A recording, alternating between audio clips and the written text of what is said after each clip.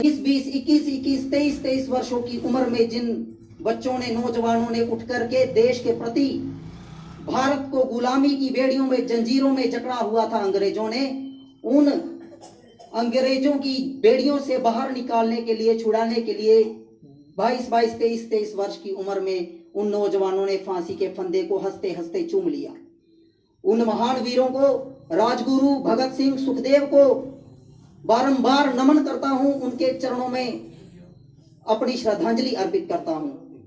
देखिए, ये सब के सब वीर आर्य समाजी थे, गर्व से कहते थे हम आर्य समाजी हैं। 7,32,000 क्रांतिकारी अंग्रेजों ने कापी में देकर के मार दिए थे उस समय, और उनमें से सभी में से 85% जो कांग्रेस का इतिहास लिखते हैं, उन्होंने कहा कि 7,32,000 क्रांतिकारी, जो 85% जो आर्य समाजी परिवारों से निकले हुए बच्चे जो आर्य समाज से जुड़े हुए थे, उन्होंने अपनी आहुति दी, जान की आहुति दे दी देश को आजाद करवाने के लिए। और भगत सिंह को तो सभी जानते हैं। भगत सिंह के दादा जो थे, भगत सिंह के दादा कट्टर आर्य समाजी थे, कट्टर आर्य समाजी थे। उन्होंने बचपन में ही जब यज्ञ कर रहे थे तो उनका वो ऋषि दयानंद,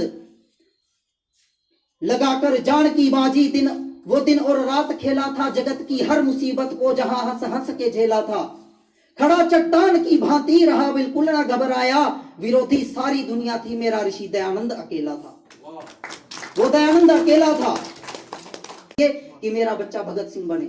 कोई नहीं चाहता कि मेरा बच्चा भगत सिंह बने। अगर वो चाहेगा कि मेरा बच्चा भगत सिंह बने तो वो ये भी सोचेगा, अगर मेरा बच्चा भगत सिंह बने गया तो मेरे घर में रोजाना पुलिस आएगी, मेरे बच्चे को फांसी हो जाएगी। ऐसी सोच रखेंगे अगर हम, तो इस देश को कैसे बचाएंगे। आज देश पर बहुत सारी परिस्थितियां, वो परिस्थितियां तो थी ही थी, लेकिन आज के समय में हमारे देश पर बहुत विकट परिस्थितियां हैं। हर तरफ घोर अंधकार, घोर आतंक मचा रखा है बहुत सारे सुअरों ने।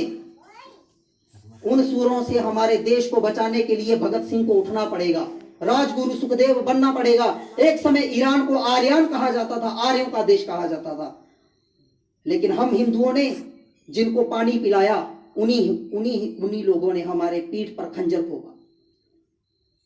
हम कब तक उनको पानी पिलाते रहे और वो हमारे सीने पर खंजर ठोकते रहे? ऐसा नहीं चलेगा। पानी भी पिलाओ, आर्यों वाला कर्तव्य जो है वो निभाओ, लेकिन अपने देश के प्रति, अपनी संस्कृति पर जो आघात हो रहे हैं उसके विषय में हमको जानना पड़ेगा। भगत सिंह बनना पड़ेगा, उधम सिंह बनना पड़ेगा, राम प्रसाद बिस्मिल बनना पड़ेगा, चंद्रशेखर आजाद बनना पड़ेगा, श्रद्धानंद बनना पड़ेगा, गुरुदत्त विद्यार्थी लेखराम बनना पड़ेगा, राजपाल बनना पड़ेगा। हम ही को शुरू अपने पेट में शुरे खाने पड़ेंगे और अपने देश की रक्षा करनी पड़ेगी। और देश की रक्षा कैसे हो सकती है? देश की रक्षा भगत सिंह बनकर रक्षा होगी। जो कहते हैं घर वाले कहने दो, समाज जो कहता है कहने दो, जो बोलते हैं उसका साथ दो, जो साथ नहीं दे सकते तो कम से कम किसी का मनोबल ना गिराएं। यही बात करूंगा आप सभी के समक्ष। आप सभी ने मेरी बात को बड़े धैर्यपूर्वक सुना। आप सभी का बहुत बहुत धन्यवाद। जय हिंद, वंदे मातरम, नमस्ते।